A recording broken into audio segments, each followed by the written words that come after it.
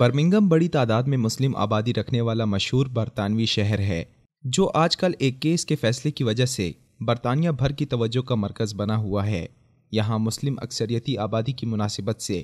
اسلامی عقائد کی بنیاد پر بہت سے اسکول قائم ہیں یا ایسے اسکول ہیں جن میں مسلم بچوں کی اکثریت ہے اور مسلم والدین کی معقول تعداد ان اسکولوں کی ناظم ہے۔ 2016 میں برطانوی حکومت کے تعلیمی ریگولیٹری سسٹم آفسٹیڈ یعنی office for standard in education, children services and skills نے برمنگھم کے کئی اسکولوں کا خاموشی سے تفتیشی دورہ کیا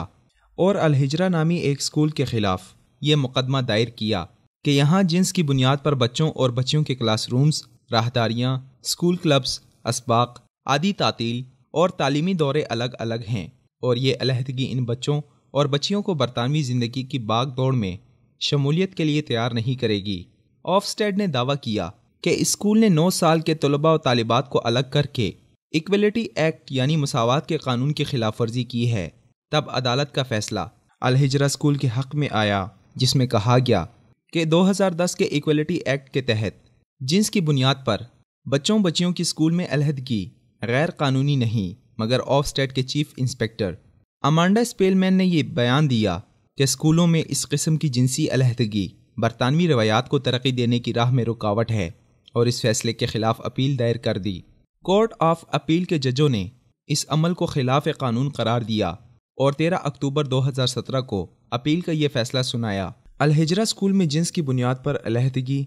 غیر قانونی ہے۔ الہجرہ اسکول کے وکیل نے یہ موقف اپنایا کہ یہ علیحدگی اسکول کے بچوں کے والدین کے علم میں تھی اور یہ بات اسکول کی امتیازی خصوصیات میں سے ایک ہے، اور پچھلے آفسٹیڈ انسپکٹر نے کبھی اس پر اعتراض نہیں کیا تھا، مگر عدالت کا کہنا تھا کہ اس امتیاز کا محرک غیر متعلقہ ہے، چاہے وہ مذہب ہو یا والدین کا اطمینان۔ عدالت کے مطابق کیا ایک طالبہ لڑکی کو طالب علم لڑکوں سے صرف اس لیے نہ ملنے دیا جائے کہ وہ لڑکی ہے، یا ایک طالب علم لڑکے کو صرف لڑکا ہونے کی وجہ سے طالبات سے ملنے سے روکا جائے؟ برطانوی نیشنل سیکولر سوسائٹی کے سربراہ اسٹیفن ایوانز نے اس فیصلے کا خیر مقدم کرتے ہوئے اسے جنسی برابری کی راہ میں اہم سنگ میل قرار دیا، مگر اسکولوں کے مسلم بچوں کے والدین اس فیصلے سے خوش نہیں۔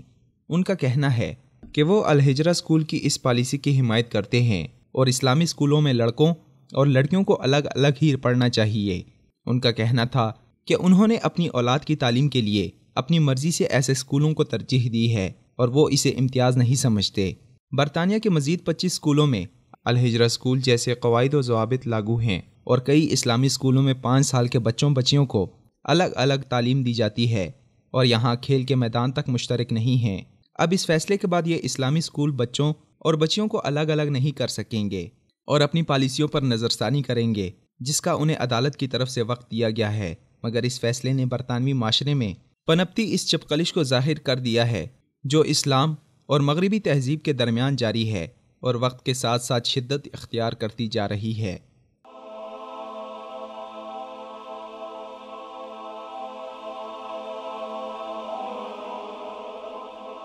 ایمان کی کرن، ہدایت کی شمع،